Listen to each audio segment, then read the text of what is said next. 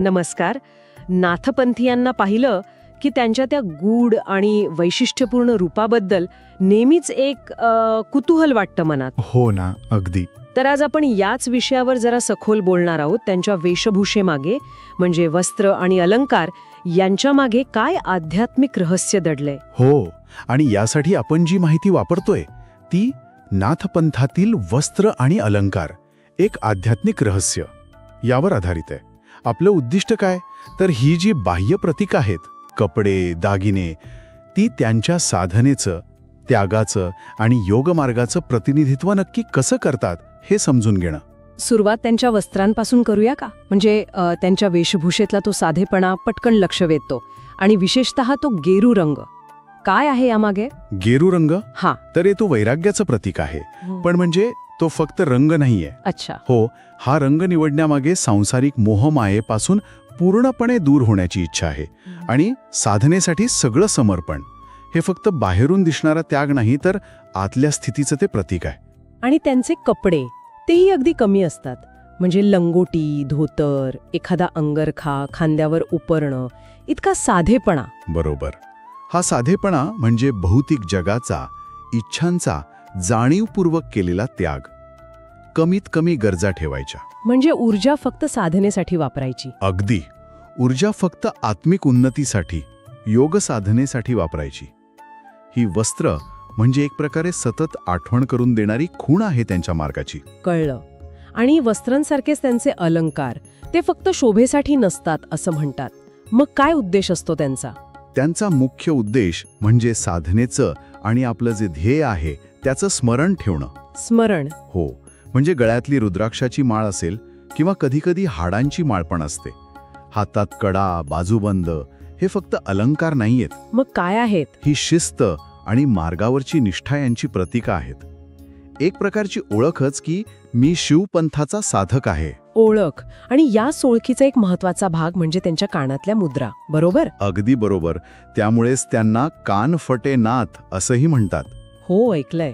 दीक्षेच्या वेळी गुरु काय करतात, शिष्याचे कान एका विशिष्ट पद्धतीने छेदून त्यात मोठ्या मुद्रा किंवा कुंडल घालतात. ही प्रक्रिया म्हणजे फक्त शारीरिक नाहीये. नाही, ती एका महत्वाच्या दीक्षा संस्काराचा भाग आहे. अच्छा. म्हणजे या मुद्रा केवळ दागिना नाहीत, तर त्याहून खूप अधिक काहीतरी आहेत. निश्चितच, खूप जास्त. या मुद्रा म्हणजे गुरुकडून जे ज्ञान मिळालंय त्याचा स्वीकार, गुरु शिष्य परंपरेचं ते अतूट नातं. आणि योग मार्गाला समर्पण. हो, योग मार्गाला आपलं जीवन समर्पित केल्याची ती एक जिवंत खूण आहे.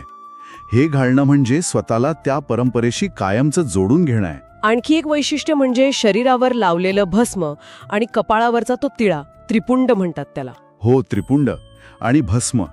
भस्माचा वापर कशासाठी, तर ते या देहाच्या नश्वरतेचं प्रतीक आहे. नश्वरता. हो, म्हणजे हे शरीर मातीमोल आहे, एक दिवस राख होणार, पण आत्मा अमर आहे याची सतत आठवण भस्म लावून केली जाते. यामुळे वैराग्य टिकतं आणि साधनेत मन लागतं. आणि कपाळावरच्या त्या 3 आडव्या रेषा म्हणजे त्रिपुंड, त्या काय सांगतात? त्रिपुंड हे फक्त शिवभक्तीचं चिन्ह नाहीये, ते योग शक्तीचंही प्रतीक आहे. योग शक्तीचं कसं? त्या 3 रेषा म्हणजे सत्व, रज, तम या त्रिगुणांवर नियंत्रण किंवा मग इच्छाशक्ती, ज्ञानशक्ती आणि क्रियाशक्ती यांचं प्रतीक मानतात. म्हणूनच म्हणतात की प्रत्येक नाथयोगी म्हणजे जणू चालतं फिरतं शिवालयच आहे. वाव. म्हणजे शिव आणि शक्ती दोन्ही तत्व तिथे वास करतात असं. अगदी. किती गहन अर्थ आहे बघा या प्रतीकांमागे. खरंय. आणि त्यांच्यासोबत आपण काही वस्तूही नेहमी पाहतो. त्रिशूळ, योगदंड, कमंडलू, डमरू, झोळी. हो, त्या वस्तू पण महत्वाच्या आहेत. त्या केवळ साधनेची उपकरणं नाहीत. अच्छा. त्रिशूळ म्हणजे इच्छा, ज्ञान आणि क्रियेवर नियंत्रण. योगदंड म्हणजे मेरुदंडाची स्थिरता आणि साधनेतली दृढता. कमंडलू त्यागाचं प्रतीक. डमरू सृष्टीच्या निर्मितीच्या नादाचं प्रतीक आहे. आणि झोळी ती बगलेत असते. हो, ती झोळी बगलेत म्हणजे भिक्षेवर अवलंबून असलेल्या विरक्त जीवनाचं प्रतीक आहे. प्रत्येक वस्तू त्यांच्या योगमार्गाचा एक पैलू दाखवते. खरंच, आजच्या या आपल्या बोलण्यातून हे अगदी स्पष्ट झालं की नाथपंथीयांची वेशभूषा आणि त्यांच्या वस्तू या फक्त वरवरच्या गोष्टी नाहीयेत, प्रत्येक धाग्यात, प्रत्येक चिन्हात एक खोल आध्यात्मिक अर्थ आहे, साधनेचा मार्ग आहे. अगदी तसंच. गेरू वस्त्र वैराग्याचं, कानातली मुद्रा गुरुपरंपरेचं आणि समर्पणाचं, भस्म नश्वरतेच्या जाणीवेचं, त्रिपुंड शिवशक्तीच्या ऐक्याचं आणि त्या वस्तू त्यांच्या योगमार्गाचं प्रतीक आहेत. हे सगळं मिळून एका साधकाच्या आतल्या प्रवासाचं बाहेरचं दर्शन घडवतात. त्यांना पाहिल्यावर कुठेतरी या क्षणभंगूर जीवनाच्या पलीकडे असलेल्या शाश्वत मूल्यांची आठवण होते. साधना, त्याग, ईश्वरप्रेम. निश्चितच. आणि हे आपल्याला एका विचाराकडे घेऊन जातं. कोणता विचार? की ह्या दिसणाऱ्या प्रतीकांच्या आणि साधनांच्या पलीकडे, त्या नाथयोगाच्या आंतरिक जगात, त्याच्या त्या शाश्वततेच्या प्रवासात आणखी कोणत्या अदृश्य आणि गहन साधना किंवा अनुभव असतील ज्यांची चर्चा आपण नाही केली, त्यावरही विचार करायला हवा.